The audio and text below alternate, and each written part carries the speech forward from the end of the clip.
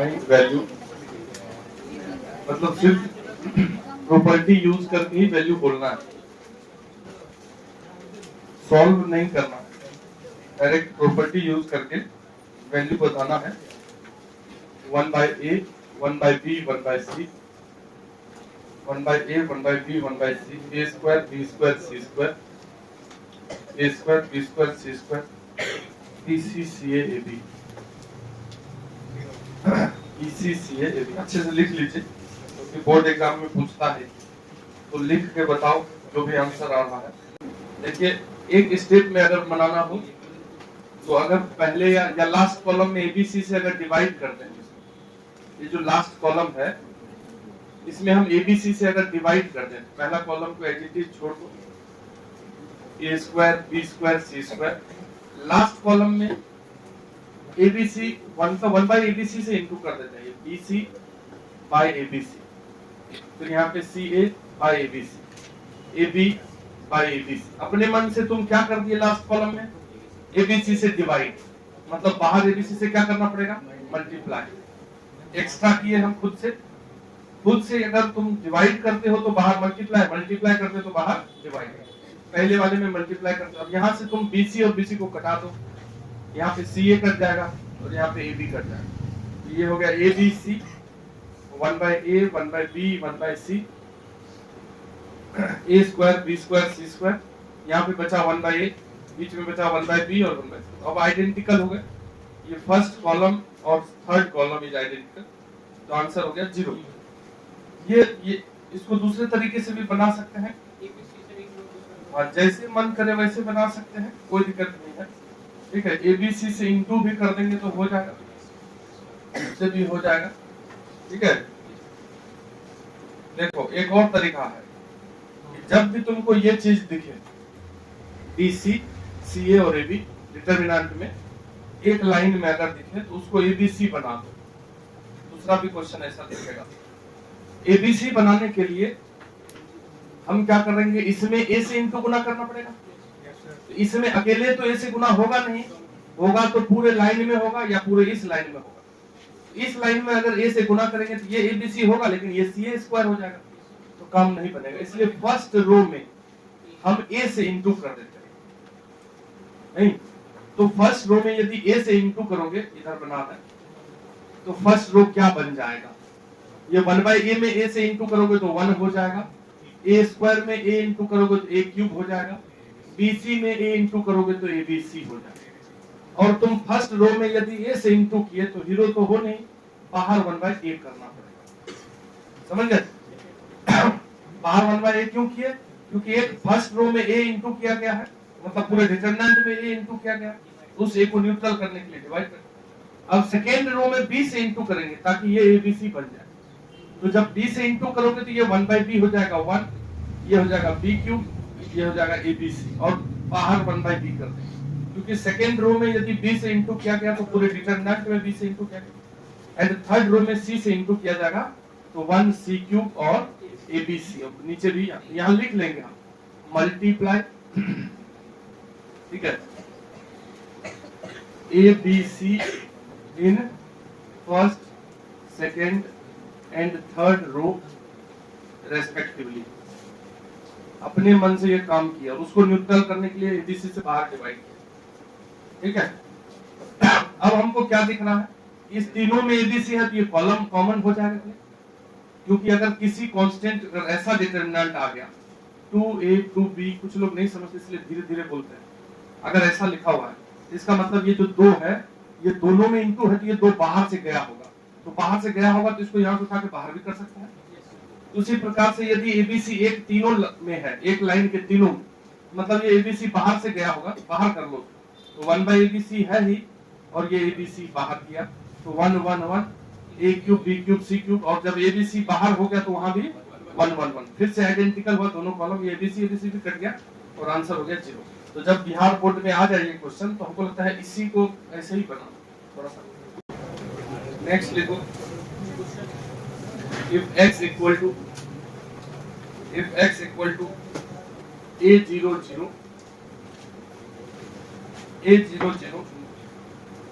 bca C A B y equal to K square A 0 0 A B C A K C A B, ठीक। Then x is equal to K square Y K Y, दूसरा है x equal to K square Y x equal to K cube Y, and इनमें से कोई नहीं। मतलब x और y में क्या रिश्ता है? तो x और y, x तो सिंपल ही है, y में देख रहे एक्स्ट्रा है, तो y को सॉल्व कर लेते हैं। के स्क्वायर ए 0 0 के B C A K C A B.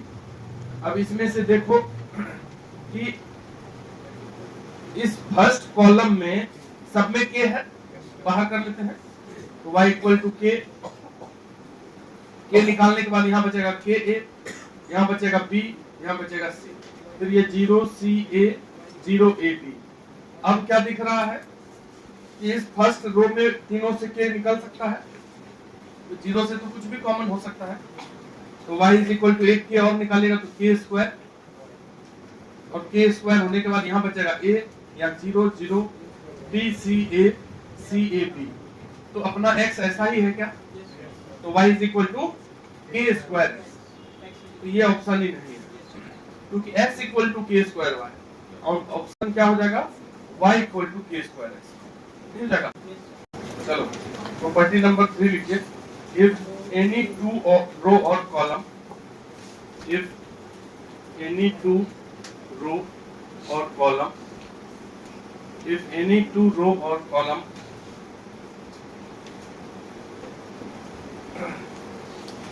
is interchanged, मतलब डिटरमिनेंट में ही बात है, तो हमने लिख रहे हैं कि डिटरमिनेंट में अगर कोई दो रो या कॉलम आपस में इंटरचेंज होता है, then sign of determinant, then sign of determinant is changed but value remains constant.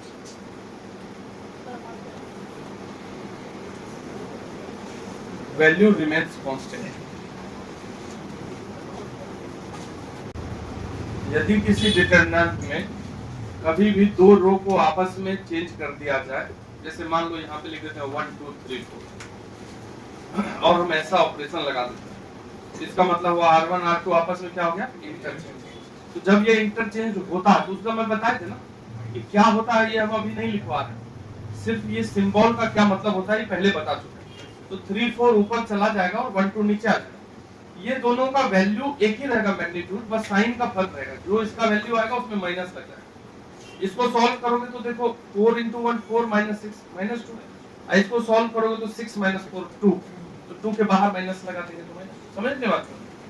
तो कुल मिलाकर के कभी भी कोई डिटरमिनेंट हो a b c x y z m n p, और यदि हम इसमें c1 c2 को ही आपस में बदल दें तो एक माइनस साइन लग जाएगा और कुछ नहीं होगा। मतलब ये c z p और यहाँ पे a x m, c1 c3 को बदल दिए, तो c1 c3 को बदल दिए और इस b y n को ऐसे रखें। किसी भी दो रो या किसी भी दो, और एक बार और चेंज करेंगे तो क्या हो जाएगा? फिर से माइनस माइनस आ जाएगा, फिर से सेम हो जाएगा। एक बार अगर चेंज हुआ तो एक माइनस, दो बार चेंज होगा तो दो माइनस, 15 बार चेंज करेंगे तो 15 माइनस। ठीक है, तो किसी भी दो रो या दो कॉलम को आपस में चेंज करने पर कुछ नहीं, एक माइनस साइन का अंतर आ जाता है, बाकी कुछ नहीं। प्रूव दैट, प्रॉपर्टी से प्रूव करना है। प्रूव दैट लिखने का मतलब हुआ प्रॉपर्टी से प्रूव करना। क्या हुआ गौरव? कम में नंबर लाओगे इंटर में। 1 1 1 A B C B C C A A B equal to B C C A A B equal to 1 1 1 A B C A square B square C square। ये दो determinant को same करना है bye properties. 3 property पढ़ा है तुमको, वही 3 में से कोई कोई भी लगेगा। ठीक है, लगाइए। हटाते हैं RHS, ये LHS है। उसको एबीसी बनाने के लिए बीसी में ए इंटू होना चाहिए, सीए में बी और एबी में सी। तो यानी कि इंटू तो एक एलिमेंट में कभी नहीं होता, लाइन से होता है। तो फर्स्ट रो में हम ए इंटू करते हैं अपने मन से। तो जब फर्स्ट रो में ए इंटू करोगे तो डिटरमिनेंट हो जाएगा ये ए। अपने से कुछ इंटू कर सकते हैं। अब ये बोलोगे कैसे पता चलेगा, तुमको भी पता चल जाएगा कि कब इंटू करना है। थोड़ा सा और आगे बढ़ेंगे तब। तो ये हो गया ए, ये हो गया ए स्क्वायर, ये हो गया ए बी सी। ऐसा इंटू करने पर अपने मन से इसमें ए इंटू करने पर ए को न्यूट्रल करने के लिए बाहर डिवाइड, मतलब अगर 1/a को इसमें इंटू करोगे फिर से वही आ जाएगा कि नहीं आ जाएगा, आ गया। अब दूसरे वाले में क्या इंटू करना पड़ेगा, b, क्योंकि इसको एबीसी बनाना है। तो b b स्क्वायर और abc, फिर नीचे b। तीसरे वाले में c से तो c c स्क्वायर abc और ये नीचे c। लिख दोगे multiply divide abc in first row, second row, third row respective. ऐसा बाहर लिख देना। अब हमको दिख रहा है एबीसी कॉमन होगा कि नहीं, तो एक 1/abc बाहर आ गया था, एक वो abc आएगा, तो ये लीजिए abc बाहर। अब ये abc a square b square c square 1 1 1, ये दोनों तो कट ही गया। क्या ये आरएचएस है, बोलोगे नहीं सर, आरएचएस में तो 1 1 1 पहला लाइन में है, देख लीजिए। अब इंटरचेंज की बारी। अब हम इसके बाद क्या करेंगे, पहले हम 1 1 को यहाँ उठा के ले आते हैं फर्स्ट नंबर पे, या जैसे मन करे वैसे। तो कॉलम 1 और कॉलम 3 को आपस में चेंज कर देते हैं, उससे एक माइनस साइन बाहर आ गया। तो कॉलम 3 वाला जो 1 1 1 है उसको पहले नंबर पे ले आइए, और जो पहला नंबर पे एबीसी है उसको लास्ट नंबर पे ले जाइए, और बीच वाला as it is.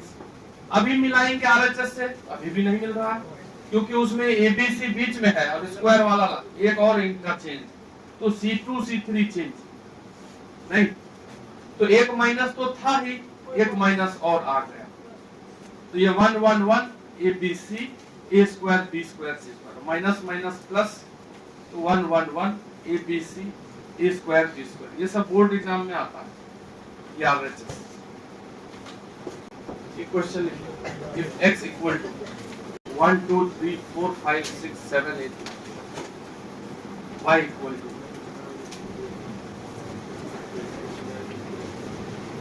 7 8 9 1 2 3 4 5 6, find x minus 1, find x minus 1।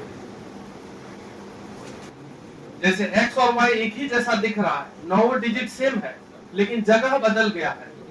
तो यदि तुम y या x को लेके चलो, जैसे y को लेके चलते हैं 7 8 9 1 2 3 4 5 6, इसमें यदि हम 1 2 3 को ऊपर लेके जाएं और 7 8 9 को बीच में लेके जाएं, इन द सेंस R1 और R2 को अगर हम इंटरचेंज करें, तो ये जो y है माइनस साइन के साथ आ जाएगा, और ये 1 2 3 ऊपर चला गया, 7 8 9 बीच में।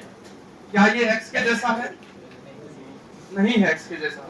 अब एक बार और इस दोनों को चेंज कर दीजिए, तो यहां से R2 R3 को चेंज कर दो, तो ये y is equal to minus minus plus हो जाएगा। तो 1 2 3 4 5 6 और 7 8 9, तो जो y है ना, दो इंटरचेंज के बाद x के जैसा ही आ गया, तो y बराबर x आ गया कि नहीं, इज इक्वल टू x। और यदि x और y दोनों बराबर है तो उसका माइनस कितना होगा, 0 होगा। या तुम x लेके भी चल सकते हो, उसको y के जैसा दिखा दो, कुछ नहीं है, ये सब फर्जी ऐसे। क्या प्रॉपर्टी नंबर 4, 4 नंबर प्रॉपर्टी लिखिए। इफ एनी रो और कॉलम, इफ एनी रो, बस ये प्रॉपर्टी वाला जो है ना, डायरेक्ट तो बोर्ड में ही पूछता है, ठीक है, बाकी यूज तो कहीं भी हो सकता है, इसलिए पहले जल्दी से कर लेते हैं इसको, और तब उधर आगे वाला भी सब आ जाएगा। इफ एनी रो और column is added to or subtracted from any other row or column,